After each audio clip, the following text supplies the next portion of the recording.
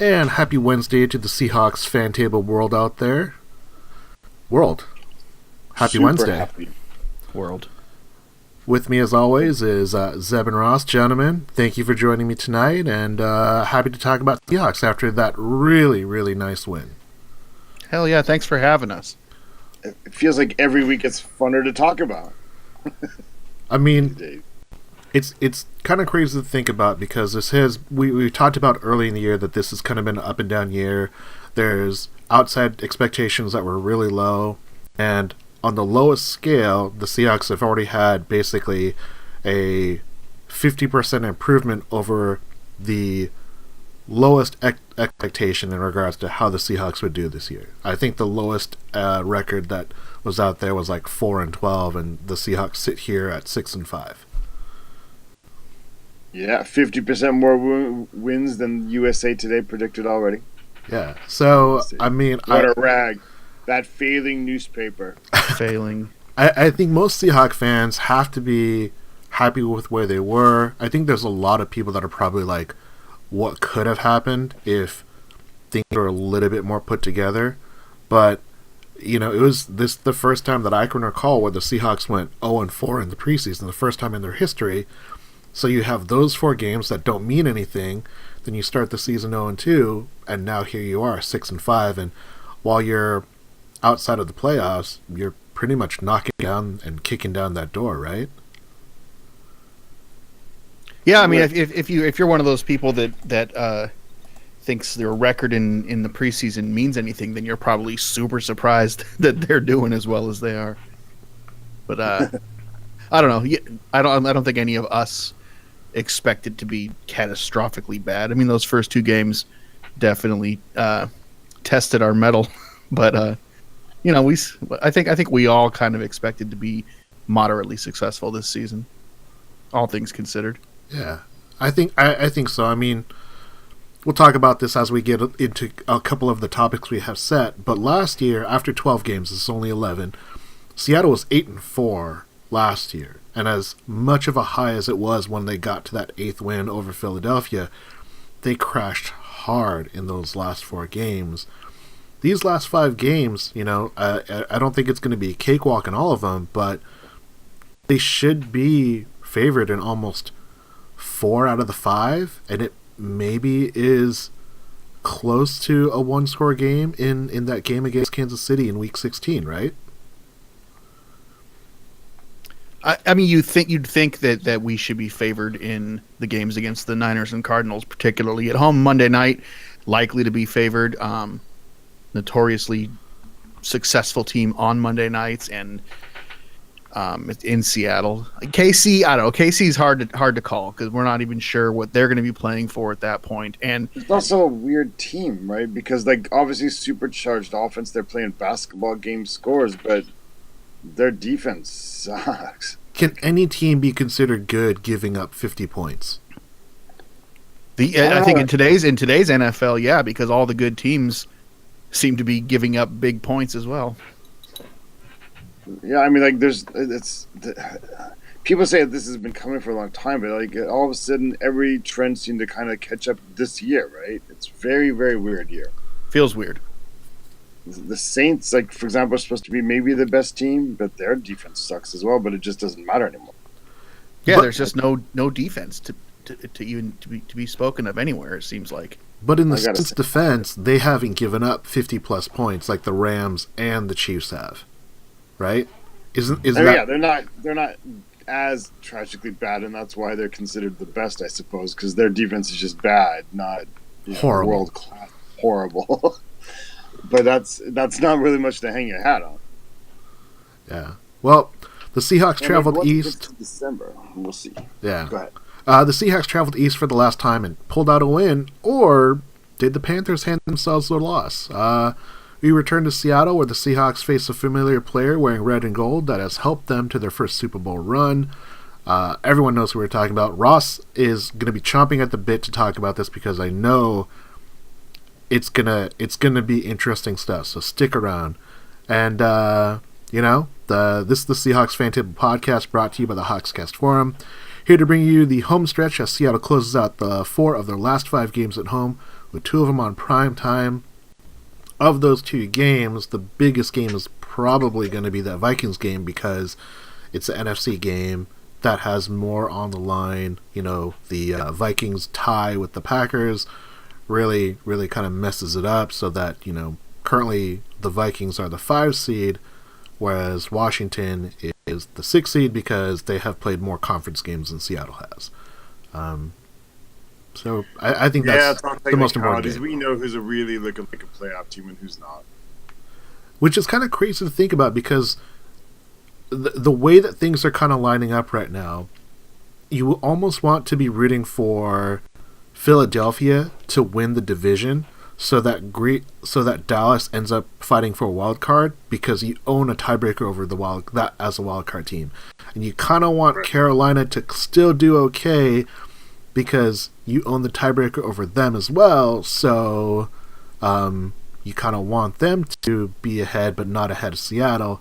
And then you also have like the Packers and the Vikings. Obviously, the Packers are kind of dead right now, but the Vikings with that one tie, it's kind of this weird game changer for them because it's really going to give them slight of an edge. It's really unlikely to hurt them. Well, last year at this time we were doing the exact same math, but in reverse. We were complaining about the tie that was last year, right? It's 2 years ago. 2 years ago, we actually played in Minnesota that year. Right, and we were doing the exact same sort of weird math in reverse, right? It was, and like it was weird because that year, had they won one more game, they would have been the 2 seed. Mm-hmm. Right. But if you can't kick one more damn field goal. Actually, no. Yeah, I mean, it's kind of crazy to think about that year because that was a Hauschka field goal year. That was a Hauschka field goal kicking, not Blair Walsh. I mean, last year's Blair Walsh was more. I mean, the problem is is always about that damn like popcorn cooker of a stadium in Phoenix. So yeah, that field is cursed. Well, I went to that field and like honestly, that's what it looks like. Everybody has cool names for it, but none of them are actually right. What it looks like from the outside is that stovetop popcorn thing you make with the aluminum foil when you've let it cook a little bit too long, 30 seconds. Jiffy Pop. Yeah, that's it. And that's what it looks like. That's stadium, and because it looks like that, everything happens inside. It also sucks. Yeah, everything gets overcooked. Yeah, it's awful. It's an awful stadium. It's an awful city. Sorry. Well, let's talk about the Panthers game real quick before we get into our topics.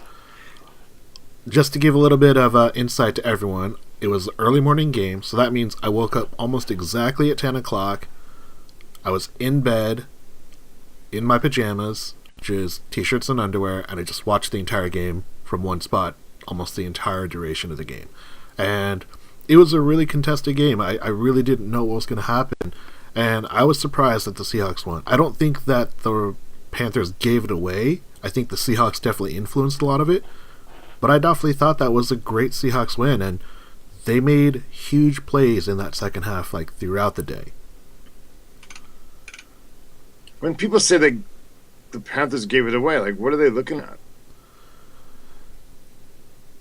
I think what it is they look at the yardage that they produced, they looked at the number of times that they're in the red zone, and then the fact that they failed to capitalize on those opportunities. So that's just a weird. Man, but you threw the interception. Yeah, and it's this again. It's where you're saying like, well, we'll talk. We have it for a topic later on, but really quickly, it's the idea that when you have those so many opportunities and you don't capitalize on them, people want to say that their team failed to capitalize as opposed to the opposing team capitalizing on the mistakes. I mean, it's I hate the false dichotomy everybody brings up. It's both. It's both. You failed because you didn't execute, but you know what? Part of the reason you didn't execute was because people were in your face, or people did things to you. Right. These aren't like free throws where like, oh, the crowd's yelling and you just can't hit a shot. It's like, no, there's a guy in front of your face. Like the other guys get paid to play defense, right? They do.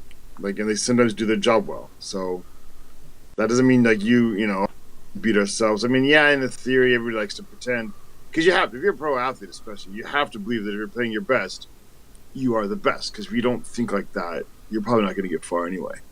But the other team does get paid too. So what were your guys' quick take on the game? Like, what did you feel after, like, during the game and after they won? Obviously, you're probably happy that they won, but what were you guys thinking as that game was playing out? It was a little frustrating. The inability to stop them on offense, at least, in the middle of the field. Like, again, this is part of what's coming up in our topic, so I don't want to go in too much on it, but them just being able to just break off big gains consistently was pretty frustrating. But in the end, it was a satisfying victory. Ross, what about you? It was a little bit of a flashback for me, where not flashback, but a kind of a classic thing where the game often wasn't really going away, but I had a weird confidence most of the game. Maybe it was because it's 3:00 in the morning now for me, and I'm really tired when I'm watching the game. No, that wouldn't have anything to do with it. Because when I rewatched it, I remember thinking, I watched it now 3 times, and the second or third time it hit me that, wow, at this point in the game, I should be really, really nervous. I should be feeling really, really, anxious or some pretty serious anxiety.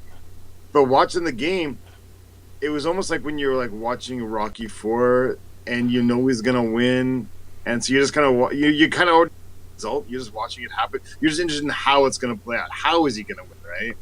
Right. Like, how did you do that? Like, I can't believe he did that again, or I can't believe he did that. Yeah. It was just it just felt like the journey to me. I didn't feel like I never really got that anxious. I'm just like, okay, this kind of sucks here, and could somebody please cover that dude or stop that dude? But mostly it was all about that happened. I know they're gonna win. So what do they have to do to win this? I see. We're gonna do a superhero landing. Cool. I get it. So it was just weird. Even when those 3 big throws, they just seemed they were amazing.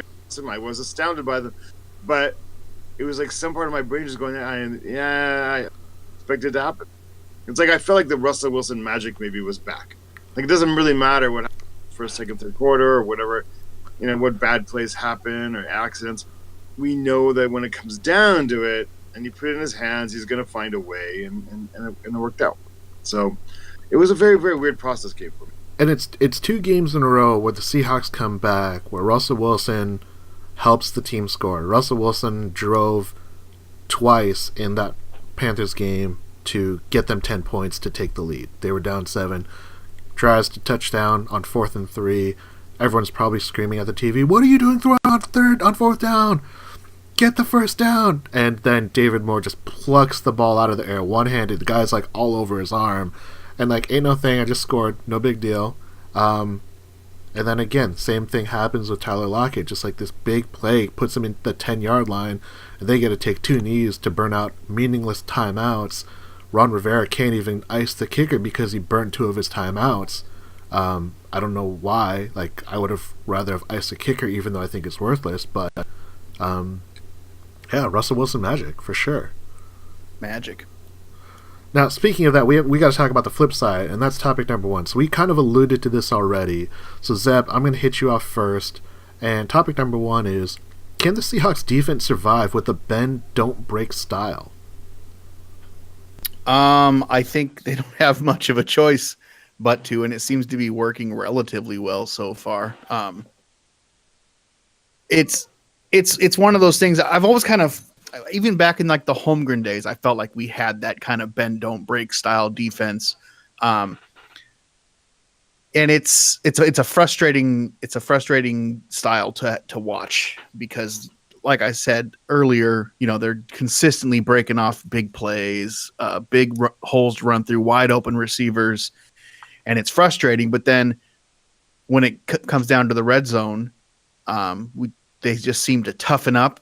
And I don't know how many times Carolina was in the red zone and walked away with nothing, but they could have jumped out to a pretty commanding early lead if it wasn't for some of those stops at the goal line and in the red zone. So I would love to see them clean that up. And it hasn't been terrible. They've played good defense when they needed to, but but a little more consistency, and even if you're just on the stat sheet, I'd love to see a little bit less yardage and less points scored. But I think this is the defense we have this year. I don't think much is going to change. This is going to have to do. So hopefully it's enough to get us some wins and get us into the playoffs, and then we can see what happens from there. Real quick, does that defensive game, just specifically that game, remind you more of a John Marshall defense or a Ray Rhodes defense? Man, I don't know. It's been long enough now that I don't really remember the differences between the two. I would say it was a little bit more. I thought of the two defensive coordinators, we looked a little bit better under John Marshall. So I'm going to say it's a little bit John Marshall, because I think a Ray Rhodes defense, they wouldn't have been able to clamp down at the end of the napkin zone. defense. Yeah. Ross, what about you? I mean, you saw this game multiple times. You saw what we saw. We saw the big yards. We saw the big plays. Their touchdowns, they were quote-unquote lucky in a few instances. Seahawks played poorly. Definitely that allowed them to get deep, but this is the defense they're going to have from now until the end of this year. Can they survive with this kind of a defense? I'm going to make a weird comparison. I hate when people talk all the time about injury prone. Certain players are injury prone, because in most cases I don't really believe it. I don't really think that there's certain players, there's exceptions. There's somebody who has sort of a congenital condition, or they're bone on a knee, so they have to take a lot of time off. Like when it's just different injuries and somebody just keeps having them, and you call that, when there is, I think it's sometimes a toughness issue. And I hate to say it, but I think pro size has a toughness issue. But I don't normally believe in injury prone as an actual thing. I think it's just statistics. If you have a 1% chance of getting hurt on any one play, there's going to be a person who actually gets hurt, more often than others. And some other people are just going to go their whole career and not get hurt. I don't actually believe in, I don't normally believe in bend, don't break styles of defense. I don't think that actually happens. I think it's, again, the statistical luckness kind of thing going on. But in this case, I wonder if, there's so much of it going on in the last few weeks that I start to wonder maybe there's something unique about the brand of cover 3 that they're playing now that maybe is really, really effective when there's a short field, and maybe that's why all of a sudden it happens. So maybe there is a reason. Because again, normally I don't believe in if you're bad, normally you're just bad. And maybe you just get lucky. And so it looks like, oh, bend, no break, bend, no break. You got a couple of lucky plays, and so you say that, but statistically that's pretty dubious. But maybe there's something about the scheme. It's something I'm really, really worried about at this point. I feel like T2 is kind of wearing down now as the season goes on. He's not a rookie, but it's his first time actually having to really, really play a 16-game season. And he's not looked good the last couple weeks. He's taken weird angles, and this it's kind of you're just kind of hoping it holds on. But there's some good news coming. We're gonna get Michael Kendricks back, right? Yeah. So Michael Kendricks is cleared to practice again, and he can play on the Monday night Vikings game. Right. So I think that's really going to be a timely reinforcement. It's really scary. I feel like it's sort of at the breaking point on the defense, where 2 weeks in a row you're just giving up 7 yards per touch every play. It's not pretty, and there's some really, really worrying signs. Griffin, left cornerback Griffin, not the linebacker, but he's getting burned more and more as the season goes on now. He might be the second best cornerback now, not the first anymore. There's some serious worries there. I'm hoping some reinforcements come in. I wouldn't be surprised to see if some of the rotation changes a little bit, because I kind of suspect that the Seahawks, being professional as well, don't really believe bend, don't break either. Yeah. That they know they're just kind of, they've stepped. I don't call it luck. They have stepped up when they needed to, but you can't just keep giving up 7-8 yards per touch every week. You can't. Not sustainable. Yeah, I think that the Seahawks can't survive with this style of a defense unless the offense can play as free as Seattle did in that game in Carolina. Their last 5 possessions in the second half, they scored touchdown, field goal, touchdown, touchdown, field goal. They scored all the points they needed to put themselves in a position where they could win that game. They had tons of extra yards to give on that last play because they got it in the 10-yard line. But that's because the offense played well. And I think we saw what happens when the offense doesn't play well. Like any team, you're not going to always be able to come back at the end and really like match up. And that's what we saw in the game against the Chargers. We saw the deficiency playing against the Rams twice at home and in LA.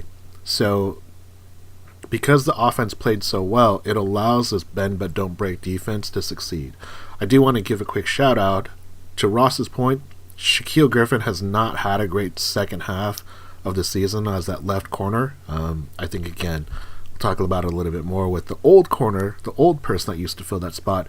But the one advantage that he did have, which Richard Sherman would not be able to do, Shaquille Griffin has 4.38 speed, and he closed on McCaffrey, and no one else had a chance. No one else was going to stop that from being a, 75-yard touchdown if he didn't have the speed that he had, and he took him down. So while he didn't have a great day overall, that was a great defensive play to give the Seahawks a chance to prevent the score, even though the Panthers did end up scoring on that drive. It was definitely good to see him run him down like that when it kind of looked like he was going to score on the play. Like you said, ultimately they scored the touchdown anyway, but good to see the effort and to actually succeed in chasing him down and making the tackle was good. I want to say real quick that I hate so much that in this new era of supercharged offenses and no defenses, which by the way I think is exactly what Commissioner Goodell and the networks have been hoping for and working towards for a long time, but that's a different conversation for a different day. I hate that the Seahawks are almost part of that now because we weren't able to keep together our world-class defense. Imagine having the defense from 2 or 3 years ago. We'd be the only team right now that would be able to stop some of these big offenses, and I would love to see that. But unfortunately, I think that's still the goal. I think they're working towards. I mean, it is still a rebound year because I think right now we look sort of like that first year of Pete Carroll, where like you saw what he wanted to do, but he didn't have the personnel for it yet. Right? They were working towards. I still think it's their goal. So I think like next year we could be like a super outlier, like we're like an outlier where everybody's just doing that, and I think it'll work to our advantage. I've talked about this before, like with Moneyball. Like if every other team is lining up, is preparing to play that kind of defense against like the supercharged offenses, so they've got like all their speed rushers they're spending all their cap on great cornerbacks. So they spend $20 million on this and that, and then you just run the ball down their throats. They've just wasted all their cap money, right? And they've bought all the wrong kind of players. Even the Rams, where they brought in they revamped, they brought in a lot of great free agents. Most of them were like people who stopped the pass, and they just run on them, and we saw what happened, right? They have a much better roster than us on paper, but we played them to the last possession. It's a kind of Moneyball, I think. Yeah. I just think that.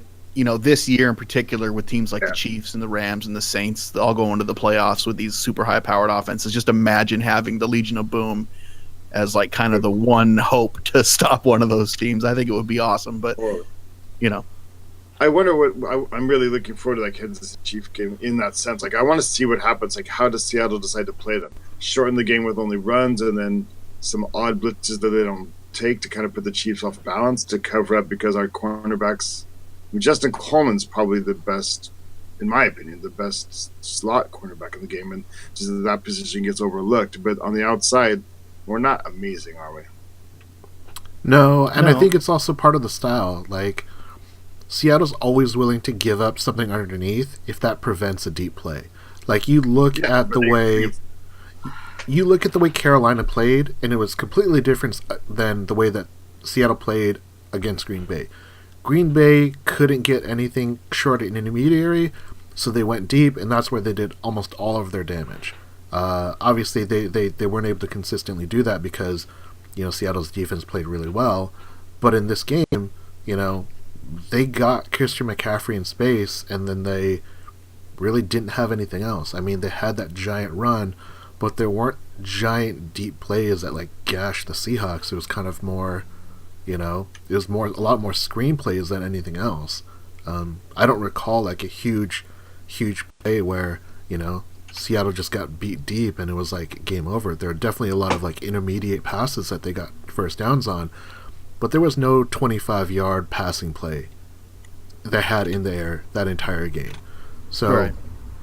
It's part of the Seahawks, Pete Carroll's style to say look, keep it in front of you, keep it in front, and then we will turn those into opportunities.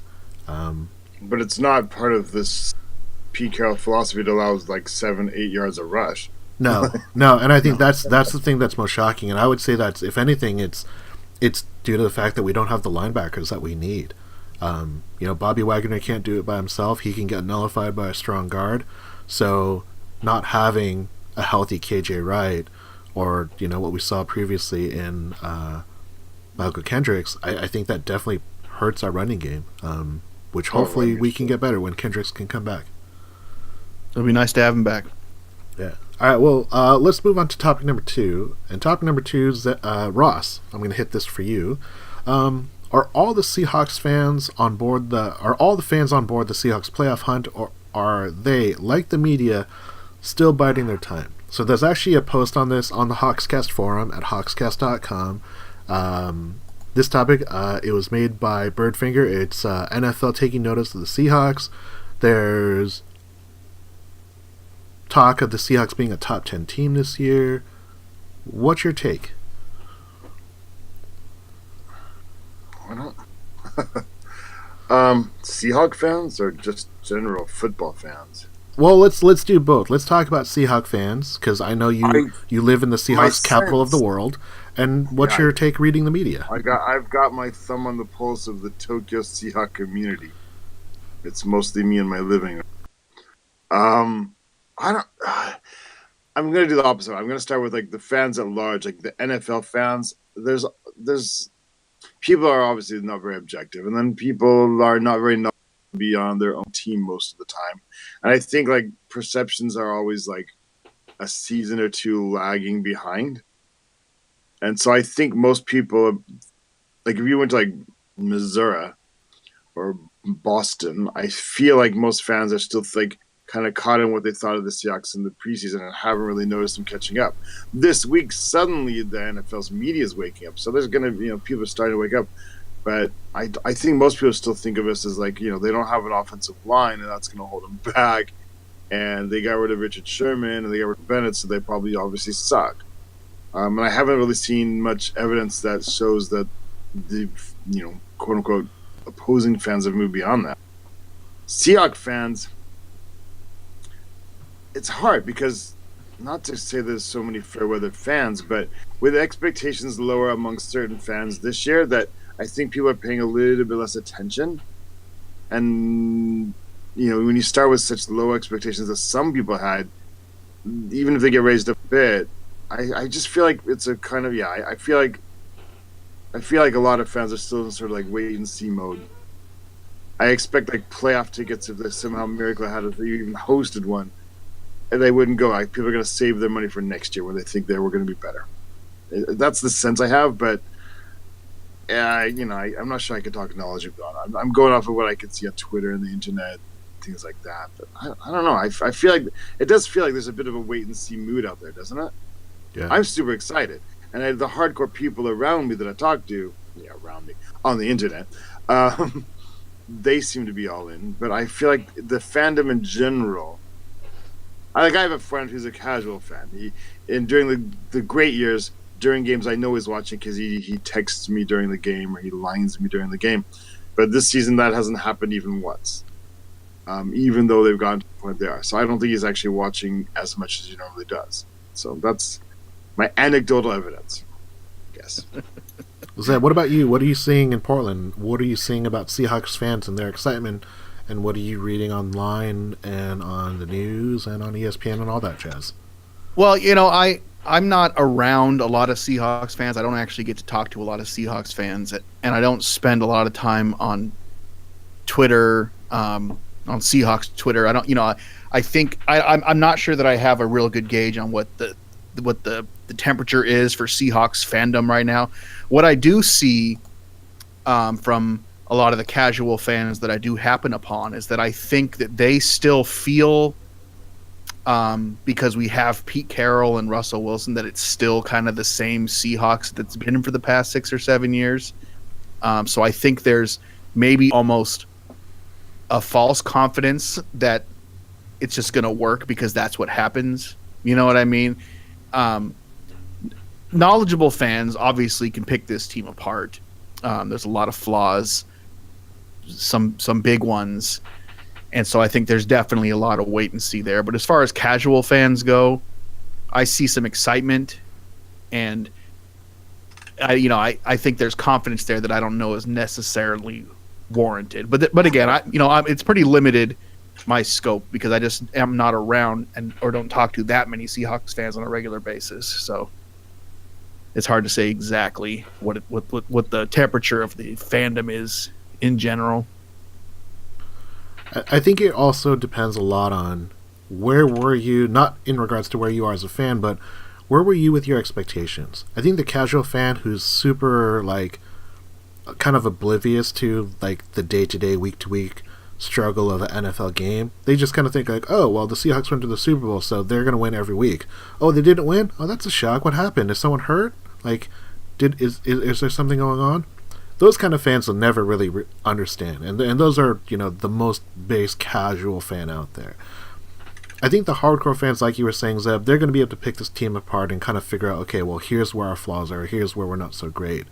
But I think there is starting to be a little bit of a swell of fandom kind of coming up, and a lot of that has to do with they're 6-5. I think even the most objective Seahawks fan probably was anywhere from between 8-8 and 10-6. I think that was kind of like the meat. I was a 9-7 guy. That's what I thought the Seahawks would do. I didn't know where all the wins and losses would come from, but I thought they were kind of that kind of a team, and they very well could be, but they could also be better than that. And I think that's what fans are kind of starting to realize, because it's hard not to look at all the players that they've lost. It's hard to see the fact that you're not going to have all these familiar faces throughout that defense. You're not going to have Bevel to blame when the offense doesn't play well. You don't have Chris Richard to blame when star defensive players are kind of going at each other's throats.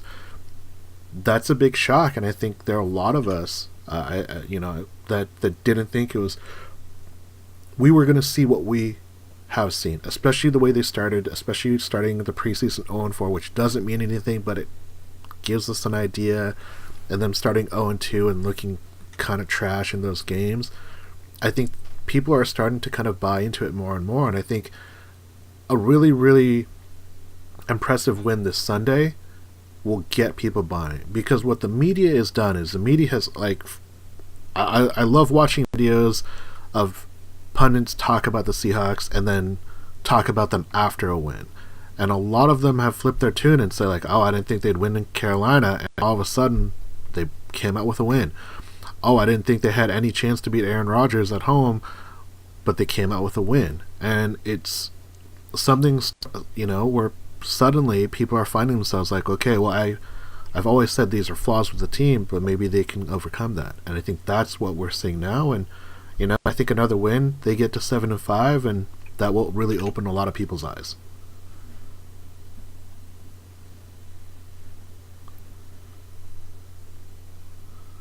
Just shutting it down real quiet. I think you covered it. But I think it is a lot. A lot of it has to do with what is your perception and what is your expectation. Kind of like both what you guys are saying. If you're not on Twitter, if you're not reading all these articles, if you're not looking for this information, it's you're not going to have a huge opinion anyway. One of my favorite joys is going to the opposing fans like message board or their fan sites and reading what they have to say. I took extra pleasure in watching a couple YouTube videos of Carolina Panthers fans talk about the Seahawks, and that was a joy. That was a really fun treat to hear them trash their team, because it was great. You know, a few of them would give accolades to the Seahawks, so respect to those commentators, but a lot of them just trashed their team across the board. It was so fun. Do you feel like this year Russell Wilson's finally getting a little bit more credit? Ironically, even though he's passing a little bit less again. I mean, last week he passed more, but I felt like this year finally, casual fans are starting to finally say, yeah, that dude's good. It's not just the defense. It's not just this. It's not just that. I finally felt like somehow this year, of all reasons, of all years, that's because I was worried this year would be the opposite. I was worried that people would start like making excuses again. I think oh my God, they have a running game again. I think the issue is that they've always had that excuse, like, oh, we had the Legion of Boom, oh, we had Marshawn Lynch, oh, we had Pete Carroll. Russell Wilson has never been able to receive the accolades that I feel that he deserves. And because a lot of those things have been removed, except for Pete Carroll, you have nothing but to say, like, oh, wow, look at Russell Wilson. Russell Wilson, you know, is having an amazing year. He actually is, he has over 100 quarterback rating. And we're talking about the traditional quarterback rating. He and Aaron Rodgers are the only two players in NFL history to have a career 100-plus quarterback rating based upon the number of games that they've played.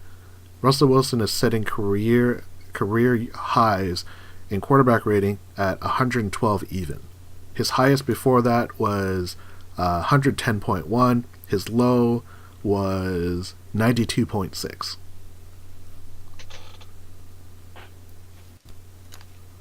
I've seen some people who are fairly knowledgeable, guys who watch film and stuff, be pretty down on Russell this year, for missing easy open throws and maybe not reading the defense pre-snap as well as he should be able to at this stage in his career. But the last few games in particular, kind of to see that, he's always just had that it factor, that magic about him, that even when he's not doing something regularly as well as you would expect or hope from a top 5 or a top 10 quarterback, he's still able to pull it out when he has to and make the play and get the score. And I think that's kind of what sets him above the other quarterbacks. There's very few guys that have like that kill switch, that you know what I mean? They just like to, when he's on, he's on. That when Russell Wilson is on his game, there's not another guy in the league that I'd rather have playing quarterback for my team. 100% agree. Yeah. And to your point earlier, like about the experts with the breaking down of the film and kind of down on him earlier this year, I see that a lot more this year, because for this year I am now on Twitter and that shows up with like the breakdown of plays and stuff, and it kind of bothers me that all these like sort of self-appointed experts these days, because you know what, football's hard, and Tom Brady and Peyton Manning and whoever else is in your candidacy for the greatest of all time, they all have bad throws. Football's hard. It's a hard game. And, like the pre-snap reads ones was the ones that's really bugging me. Like, they always break it down for film, and it's always for the all-22 angle, right? Well, you know what?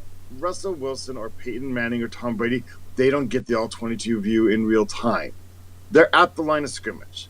They're looking left to right at 11 guys behind 5 of their guys, and that's not the view they get. Yes, I can look at the thing above as well and tell you that the free safety's creeping up and he's only faking the blitz and he's not really, he's going to drop. But you know what? I get to see from above. He's seeing it through his right tackle and the defensive tackle on the defensive end on the other side, and a linebacker maybe. So anybody, well, not anybody, a lot of people with a little bit of training can break down film. But it's not the same as being at the line of scrimmage. It's not, what you're seeing is not, until they give us the helmet view, which that would be cool. I'd buy it. I'd pay into that. Until they give us the helmet view live, you know what? Like, take all your post-game criticisms. It's all hindsight. I saw that breaking down of his 2 pick sixes, and you know what? No, they were both really well guys coverages, and you could see what he thought he was seeing. Sometimes the other guys make a play. Yeah, and again, you're right. He doesn't get the ColecoVision view of the stadium. So you know what? Just spare me. You went ColecoVision, huh? Am I showing my age? We got to move on to topic number 3, but really quickly, I want to point out Russell has missed a couple throws, which I think kind of feeds into the mistakes and trying to embellish on the things that he did poorly. But overall this year, I think he's played amazing. The one thing I really want to credit Russell Wilson and the coaching staff is he played great in the pocket this game. There was no panic. He stayed in. He made big throws.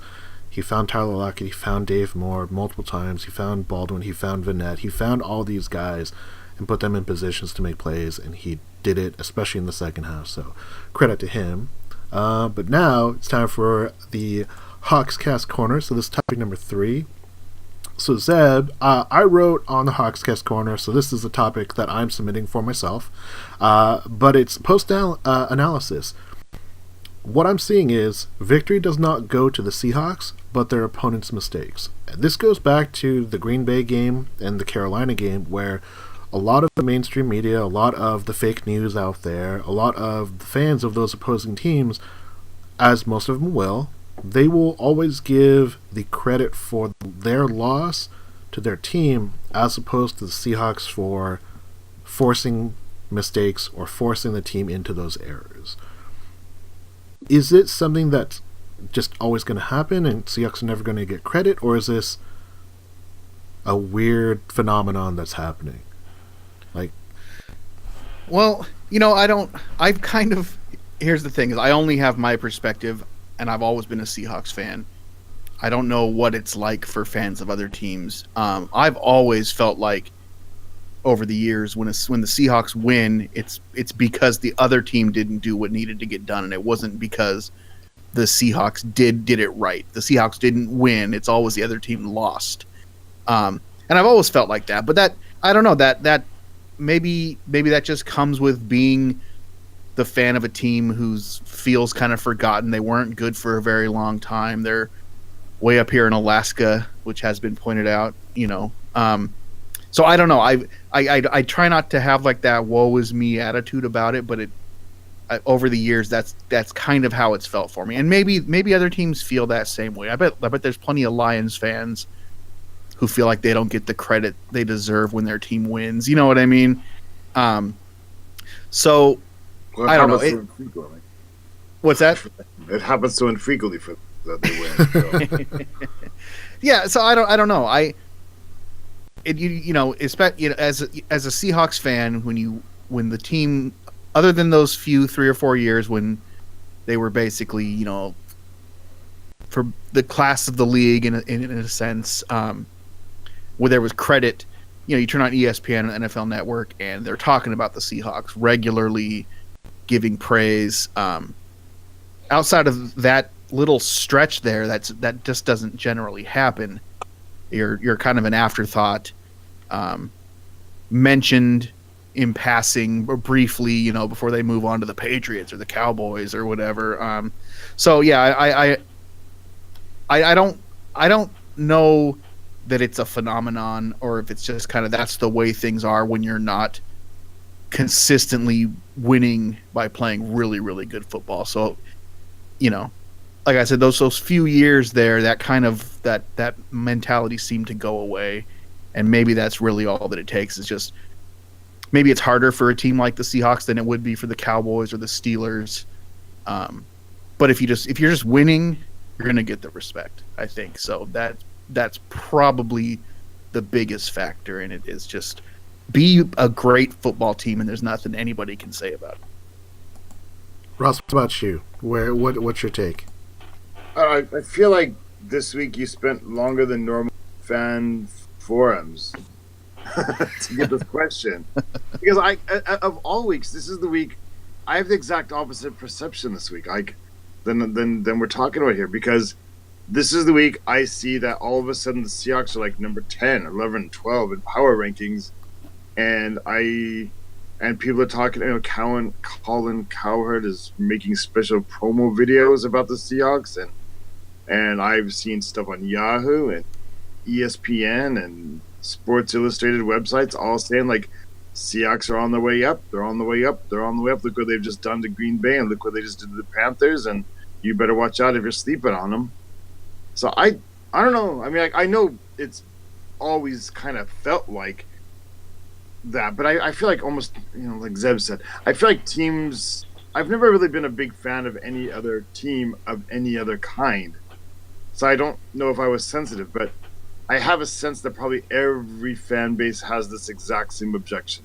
They always feel like whenever they win, they're not getting the respect they're due, and the media probably is saying, well, the other team lost it, which probably is a good sign. It means the media is probably being fair. They're pointing out, in the last game, we can't ignore the fact that the Panthers did make actual mistakes. And if you're a fan of them, I suppose that means you lost the game. Whereas we think, we made big plays, so we made the game, we won the game. But again, like we kind of said earlier today, like they're both true. There's two teams out there. And you're going to make some mistakes, and you're going to make some good plays, and they're going to make some mistakes, and they're going to make some good plays. And in the end, there's going to be 3 or 4 plays that really, really, and if you just come out slightly ahead, you won the game. And it doesn't really mean like they blew it, but it can feel like that. If you want to focus on a 52-yard field goal and you want to consider that an automatic thing, be my guest. In the end, we all just need to be more Buddha-like, right? And you know what? Don't worry about it. It's all inside you, man. It's all inside you. Are you satisfied with what your team did today or not? That's it. I was satisfied with what my team did, and I savored the defeat of 2 teams. That's what I did. So I totally admit that, yeah, I definitely ramped up my exposure. And I've done this for years, so this is not like an isolated incident where all of a sudden I decide, like, oh, let's lurk and see what other people are saying. No, I've always done this. Right, but cool these two franchises particularly, I really enjoy. Not that I have anything against Packer fans or Carolina fans, but I have something against those teams. I'm not a big fan of either of those teams, so I really enjoy seeing them suffer. I really dislike the Panthers too, and I don't even know why. Yeah, they're one of like my top 3 disliked teams, and I don't have any particular reason to hate them. But their uniforms bug me. A lot of their players historically have bugged me. I don't like them. Yeah, I don't like Cam. I know Zeb likes Cam. I don't like Cam. I don't like Cam as a player, but I like him as a person because I think he's interesting. But I think as a player, he has a lot of deficiencies that I wouldn't want in my quarterback. I don't like any of them. Yeah. Well, I'll wrap this up because I want to move on to the last topic and give Ross his breath of to really expand. The way I look at it is when the Seahawks lose, I can pinpoint what factors the Seahawks had in their own loss and what the other team did to take advantage of it. And I think that's really what, if anything, maybe bothers me, is that, yeah, Aaron Rodgers had 3 first downs in the second half. Did he just throw the ball into the ground 3 times in a row?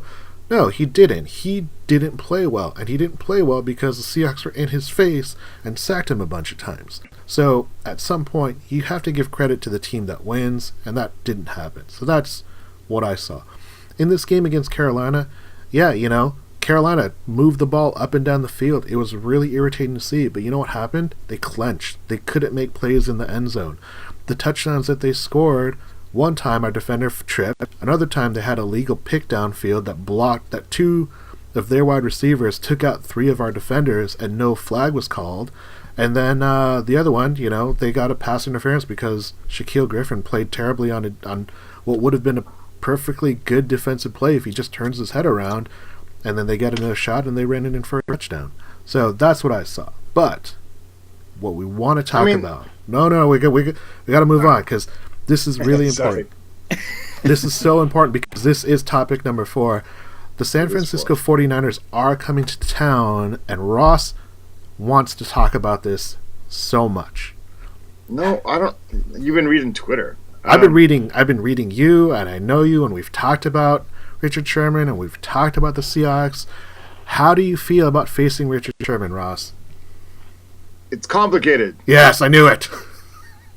Complicated. It is. It's complicated, isn't it? It is. It is It's complicated. everybody. I don't think it's maybe complicated. It's not. Well, I make things complicated. Maybe. You're a complicated man. First, I want to say, like, I want there to be like a statue in front of the stadium of the tip, but I have the caveat. I also Smith because like I think he gets a job on that because his part in the play was pretty important too. You got to catch it, otherwise they get another throw, don't they? Yeah. Mm-hmm. It's third down. So I want the tip as a statue. That means I want Richard Sherman in the statue form forever in front of that stadium until the nuclear apocalypse, right? At the same time, have you ever heard the old phrase like, never meet your heroes? Yeah. Never meet your heroes. In today's media world, there's so much more media and there's so much more exposure and there's so much direct contact, even like with Twitter and whatnot. You don't meet your heroes really, but you get more insight. It's like halfway meeting them, isn't it? Right? And you see exactly what they're talking about. Like Richard Sherman on the field was amazing, and he made amazing plays, and he was brash and awesome about it. And even off the field, some of the time, especially when he was younger, I really was into it. But just like all our other heroes, historically, he is a product of his environment. He is a product of the time he lives in. He is a product of how he grew up in his, lifetime inertia. And it's given him a chip on his shoulder and sometimes taught him maybe slightly wrong lessons. And I've been disappointed since he's left. I don't begrudge him going to the 49ers. I think it's a weird choice, but whatever.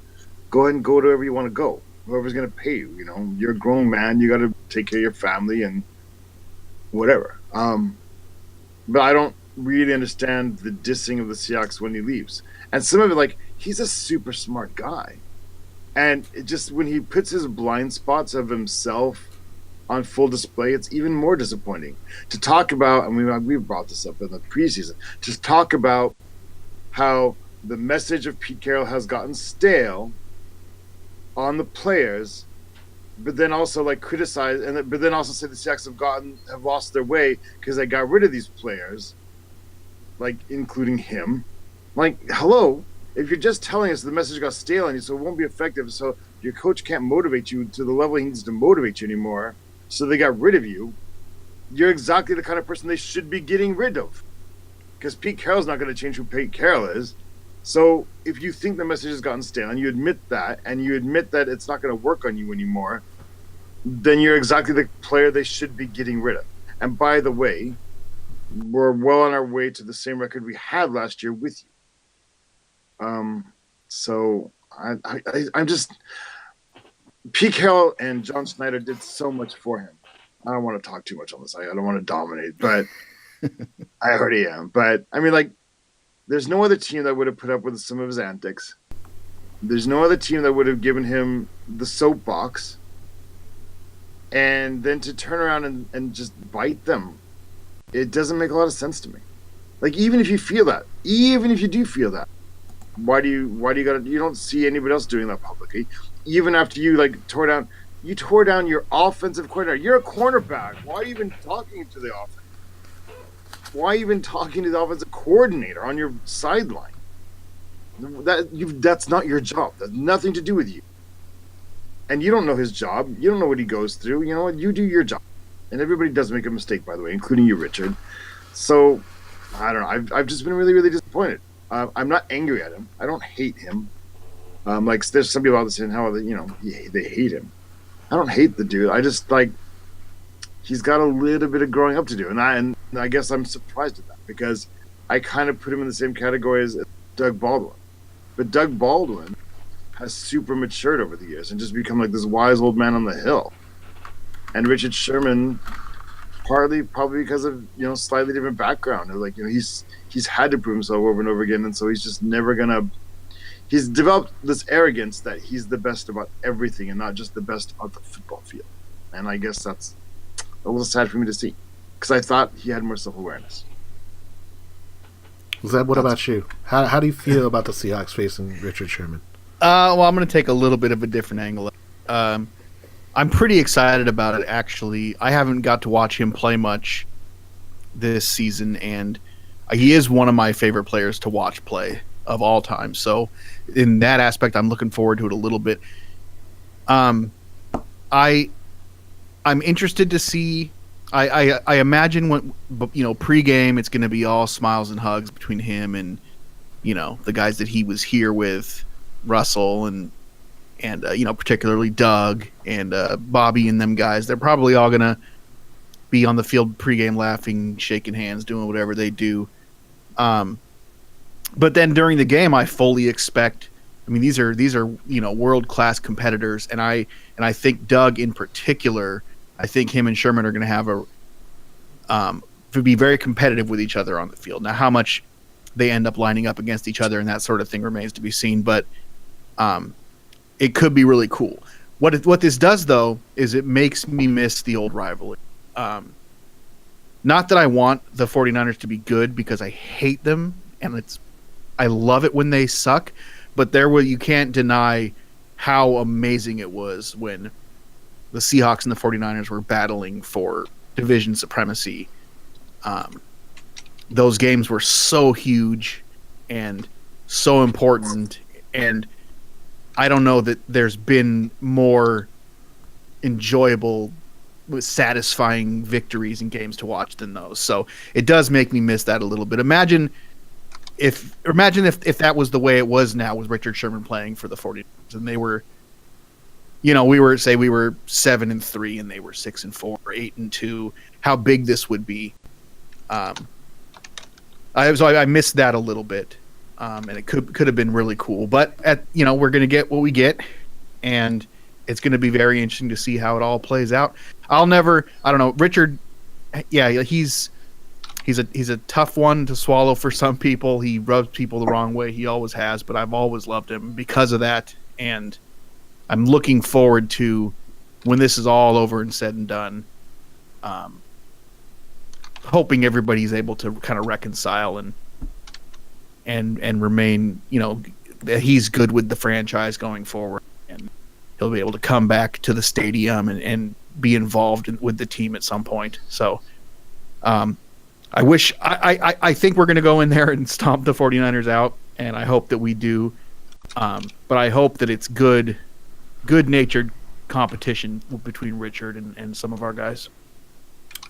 Yeah, I don't think it's as complex, because I think what it comes down to is, what do you think of Richard Sherman when he was on the Seahawks? That's really going to carry over. I don't know a lot of people that when he was the Seahawks, loved him and loved everything he did, and then all of a sudden, just decided, oh, he's a 49er now? No, well, Richard Sherman's a bad person.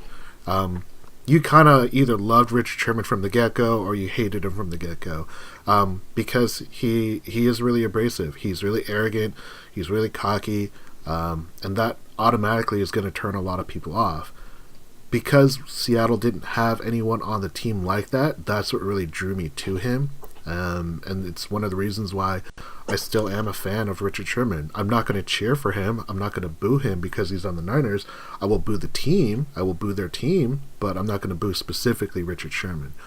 But I'm excited for this matchup, because if there's any position that has that one-on-one opportunity, it's a quarterback and a really, really strong corner. So I'm really interested to see what happens, because we've seen some of the best quarterbacks shy away from Richard Sherman. We had a game where Aaron Rodgers never threw to his side of the field, and they lost. It was ugly loss for them. He was so embarrassed about it afterwards. And they asked him about it, and all he could say was that was the game plan. And I'm sorry, I'm sorry, you're the quarterback. Aren't you part of the game plan? Right? So I think he was mad, right? I think he was just told specifically don't throw there, and he felt kind of took it as an affront. But the thing is, he still didn't throw. He could have called the audible. He could have said, "No, I've got a shot. I'm going to take it." And then the 2014 NFC Championship game showed, and the first time Aaron Rodgers goes deep, Richard Sherman picks him off in the end zone. It was a typical route. So I'm excited to see that, because I want to see who lines up against Richard Sherman. Are they going to put a big body with David Moore? Are they going to put someone like Tyler Lockett, who Richard Sherman's not going to be able to keep up with laterally? If it's a go route, Lockett he's is a bit of a nightmare for Sherman, especially right? at this point. what I want to see, this will be my Seahawks wet dream. Red zone opportunity, about 12 yards out. Doug Baldwin gets lined up against Richard Sherman, and Doug Baldwin just jukes Sherman out of his pants, and it's an easy touchdown. If that's what happens, I will scream, and I will go nuts, and I will love it, because that would be the most pettiest thing to do if they have that opportunity. So that's what I would love to see. And it's not because I don't think Richard Sherman can play against it, but I think that Doug Baldwin and Russell Wilson in that instance can be so good and so devastating. So that's what I am looking forward to, that opportunity. I don't think it'll really happen. I really see the Seahawks just like pounding the 49ers into the ground in this game. And I don't think Richard Sherman's really going to be able to show his skill sets, because I can't recall ever a time where Seattle has faced a stud corner and I felt like the Seahawks got shut down.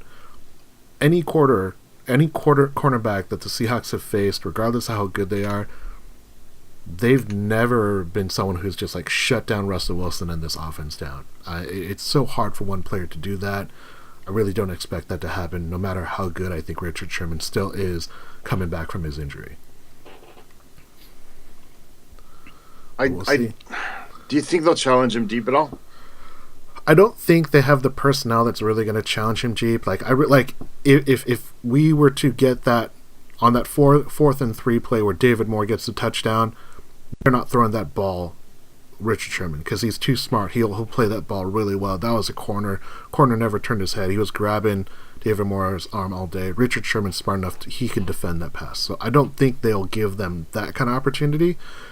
But the thing that Richard Sherman is not great at is he's not great at crossing routes. So if you get a really elusive guy, unless it's a poorly thrown ball, he's not long enough to beat that really quick in route or really deep crossing play. Just because it's hard. He gave up a lot though, so I'm kind of curious.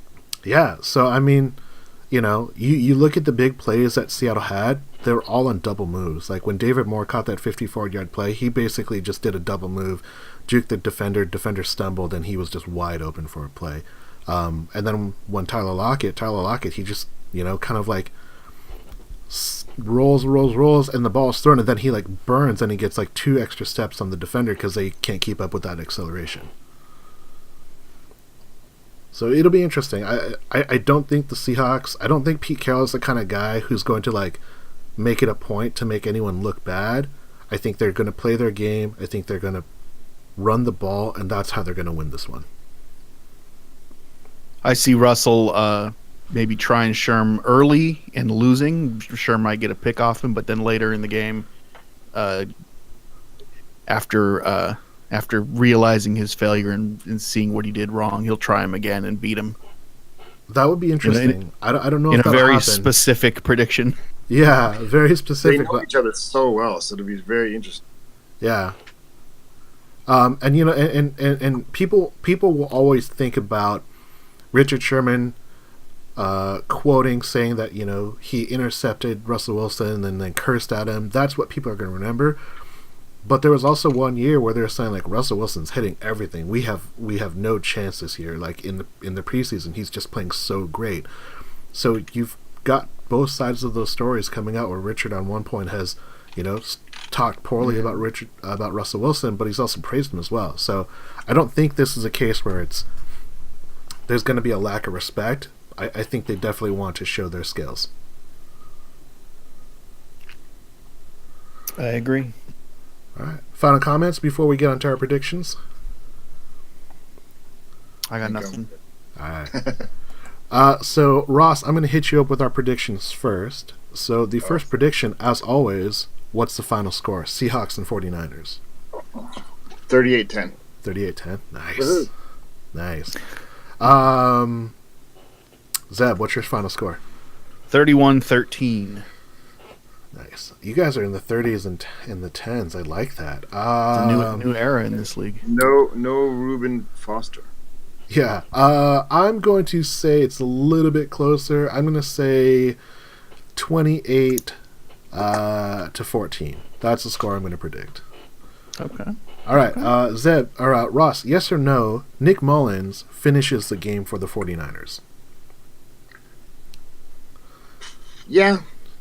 I mean, he won't be feeling good and he won't be happy he played the whole game. And the stat sheet might not look like it, but he'll play the whole game. Zeb? Who is he? What does he do again? He's their quarterback. Yeah, sure, he'll finish the game. I mean, so sure, this will be the 5th San Francisco 49er quarterback that the Seahawks have faced in their last 5 games. So 5th different starting quarterback. No, he's not going to finish the game. He's going to be hanging his head in shame. Frank Clark is going to have his way with him. Defense is going to play great because it's a home game, and they're going to get amped up, and he's just going to tap out and say, I can't do it anymore. And then they have to bring in CJ Beathard back in. CC Sabathia. Yeah. Ross, yes or no, are the Seahawks going to return to run dominance in this game?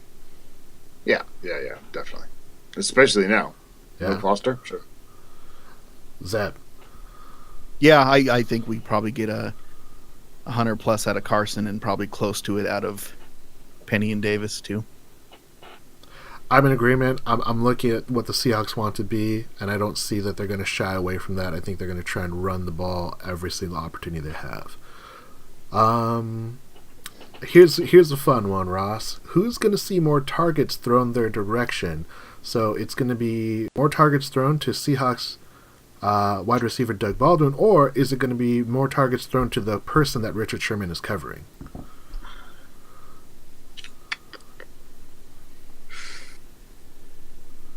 I'm going to say Sherman. Okay. Yeah. I'm going to say Doug. I'm really torn on this. I wrote this, and I still don't know where I think this prediction is going to lie. I think it's going to be Richard Sherman because the Seahawks are going to say, like, we're going to throw the ball to where we need to throw the ball regardless of who is covering. So I'm going to say Richard Sherman for now. Who's going to have more interceptions, Seattle defense or Richard Sherman? Ross? Man, that's not really been our forte lately. I don't think Sherman gets a pick. I don't really see Russell Wilson being careless in his direction. So I'm going to say, if anything, Seattle. Yeah, I think the same. Chris Mullen or whoever is going to throw a few picks. Golden State Warrior Chris Mullens. Yeah, I think Seattle. I trust Russell Wilson against any defense versus a rookie quarterback playing in CenturyLink for the first time. Can you imagine like the headlines of like Richard Sherman had like 4 interceptions and 2 are pick sixes? Oh my god! I would die. I would. I was gonna say I'd probably have to kill myself. That would be awful. Over under rushing yards 140 for the Seahawks. That Ross.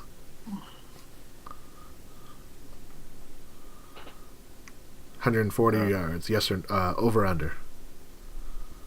Me? Yes. Sorry, I thought I heard the word Zeb. I thought, okay. Over. Well over. Well over. Yeah, well over. What would you say? So rather than over under, what would you predict the total rushing yard to be? I'd go like 210, 220. 210, 220? Yeah, I can see close to 2, somewhere in that area. Things go well. I think they want to run it. I will join the 200 party fray. Woohoo! Ross, we are afraid. That's 600 yards there for all 200. Ross, over under on passing attempts from Russell Wilson, 25.5. 25.5. I'm just over. I'll go just under 22, 23, somewhere in there. I think they're going to be running the ball so many times. Russell Wilson's not going to really have a chance to throw, so I think it's going to be well under. And the last prediction for the night, Ross. Over under video clips of the NFC Championship tip with Richard Sherman, 1.5. Over. Because they're going to have, there's going to probably be a couple times. Yeah. I'm going to say under. I think I've done the prediction a bunch of times, and they always seem to show a clip once. So I'm going to say it's going to be under.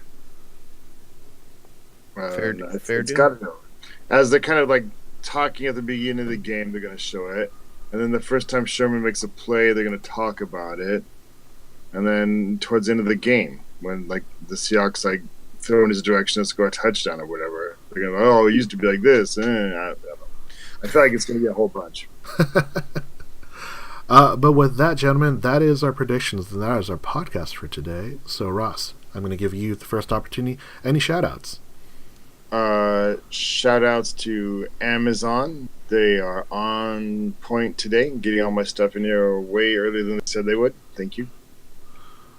And that's it. Yeah, Amazon has been killing. Like, I ordered something one night, and then the next morning it was at my house before 8 a.m. That's crazy. Shout out to Joe Guns, Smoke, M2D6, and DJ Spark. I can't do any shout-outs until I get cool names to say. Like, I can't say stuff like shout out to Joe. I mean, I actually am going to shout out to Joe. I'm going to shout out to Zeb's brother Joey for writing on the Facebook comments about Richard Sherman. Shout out to Bill. Shout out to the people that chime in with us online. Thanks for checking us out. Go to Twitter at Seahawks Podcast or Seahawks Forum. We're at the FanTable Podcast on Facebook. Go to hawkscast.com. We are Seahawks FanTable Podcast. We appreciate you checking us out, and go Hawks. Go Hawks.